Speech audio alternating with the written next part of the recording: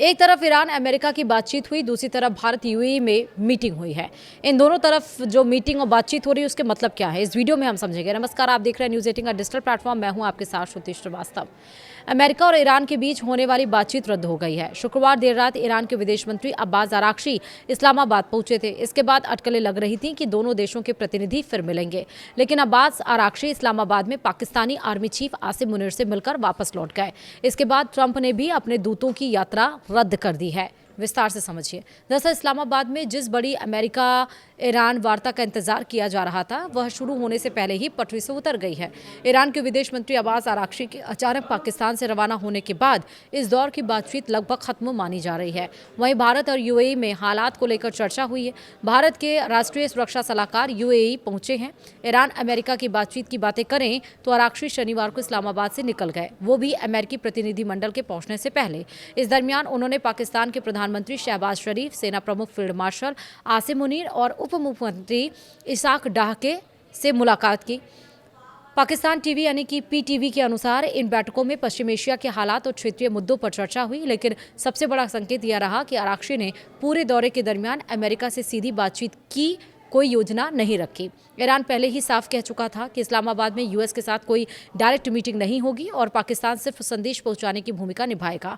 वहीं अराक्ची के पाकिस्तान से निकलने के बाद ऐसी रिपोर्ट आई है कि वह ओमान गए हैं और यहाँ से वह रूस जाएंगे, लेकिन ओमान से रूस जाने से पहले एक बार फिर पाकिस्तान पहुंचेंगे। अराक्ची के इस तरह अचानक निकलने से साफ हो गया कि इस दौर में अमेरिका और ईरान के बीच कोई नई बातचीत नहीं होने वाली, यानी कि जिस डिप्लोमेटिक ब्रेक थ्रू की उम्मीद थी वह फिलहाल टल गई है। इस घटनाक्रम के तुरंत बाद अमेरिकी राष्ट्रपति डोनाल्ड ट्रंप ने भी बड़ा फैसला लिया। उन्होंने अपने विशेष दूत स्टीव विटकॉफ और सलाहकार जेरेड कुशनर की पाकिस्तान यात्रा रद्द कर दी। ट्रंप ने ट्रूथ सोशल पर लिखा, बहुत ज़्यादा समय यात्रा में बर्बाद होता है, बहुत काम है। इसके अलावा उनके नेतृत्व में ज़बरदस्त अंदरूनी लड़ाई और भ्रम है, किसी को नहीं पता कि वहाँ कौन जिम्मेदार है। उन्होंने ये भी कहा कि हमारे पास सारे पत्ते हैं लेकिन उनके पास कुछ नहीं, अगर उन्हें बात करनी है तो वे हमें कॉल कर सकते हैं। हालांकि ट्रंप ने यह साफ कह दिया है कि इस फैसले का मतलब यह नहीं है कि युद्ध फिर शुरू होने वाला है। इससे पहले 11 और 12 अप्रैल को दोनों देशों के बीच बातचीत का पहला दौर हुआ था, लेकिन उसमें भी कोई ठोस समझौता नहीं हो पाया था। अब दूसरे दौर के शुरू होने से पहले ही इस तरह की घटनाओं ने पूरे प्रोसेस को झटका दे दिया है। इस बीच अराक्ची अब ओमान पहुंच चुके हैं और वहां आगे की कूटनीतिक बातचीत करेंगे। उनके रूस जाने की भी संभावना जताई जा रही है। कुल मिलाकर इस्लामाबाद में जो मंच अमेरिका ईरान बातचीत के लिए तैयार किया गया था वह इस बार खाली ही रह गया।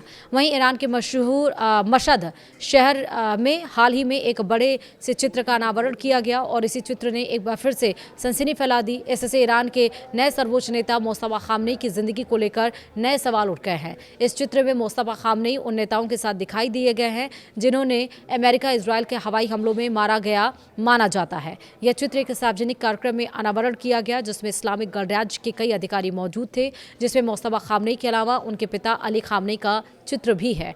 वहीं अस्थायी संघर्ष विराम और कूटनीतिक प्रयासों के बीच ईरान के राष्ट्रपति मसूद पेशकियान ने खाड़ी देशों के साथ रिश्ते मजबूत करने पर जोर दिया है। इसके साथ ही उन्होंने दोहराया कि वो किसी भी धमकियों और दबाव के आगे झुककर शांति वार्ता में शामिल नहीं होंगे। स्थानीय मीडिया ने इसकी जानकारी दी है। हाल ही में इजरायल और लेबनान के बीच युद्ध विराम फिर से लागू होने के बावजूद हिजबुल्लाह ने दावा किया कि उसने ड्रोन के जरिए दक्षिणी शहर तबह में इजरायली सैनिकों के एक समूह को निशाना बनाया और उन्हें नुकसान पहुंचाया है। वहीं ईरान ने पाकिस्तान के सामने जो ढांचा पेश किया वह कुछ हद तक अनुमान पर आधारित माना जा रहा है, क्योंकि पाकिस्तान इस मामले में ज़्यादा जानकारी सार्वजनिक नहीं कर रहा है और ज़्यादातर कूटनीतिक बंद दरवाजों के पीछे हो रही है। वहीं बताया यह जाता है कि ईरान के संदेश पाकिस्तान के जरिए अमेरिका तक पहुंचते हैं और अमेरिका भी अपने संदेश पाकिस्तान के माध्यम से ईरान को देता है। फिलहाल बातचीत परोक्ष रूप से पाकिस्तान के जरिए चल रही है। जानकारी के अनुसार विदेश मंत्री अराक्ची ने पाकिस्तान दौरे के दरमियान सेना प्रमुख, प्रधानमंत्री और विदेश मंत्री से अहम बैठकें की हैं। ईरान के मुख्य सैन्य कमान खातम अल अनबिया सेंट्रल हेडक्वार्टर ने कहा है कि अगर अमेरिका पश्चिम एशिया क्षेत्र में अपनी नाकेबंदी, लूट और समुद्री दखल जारी रखता है तो वह इसका जवाब देगा। वहीं ईरानी मीडिया में जारी बयान में कहा गया है कि अमेरिका ने स्ट्रेट ऑफ हॉर्मुज पर नौसैनिक नाकेबंदी कर रखी है। इससे ईरान के बंदरगाहों से आने जाने वाले जहाज़ों की आवाजाही प्रभावित हो रही है। साथ ही पिछले कुछ दिनों में ईरान जा रहे जहाज़ों के खिलाफ भी कार्रवाई की जा रही है या फिर कार्रवाई की गई है। वीडियो में इतना ही। नमस्कार।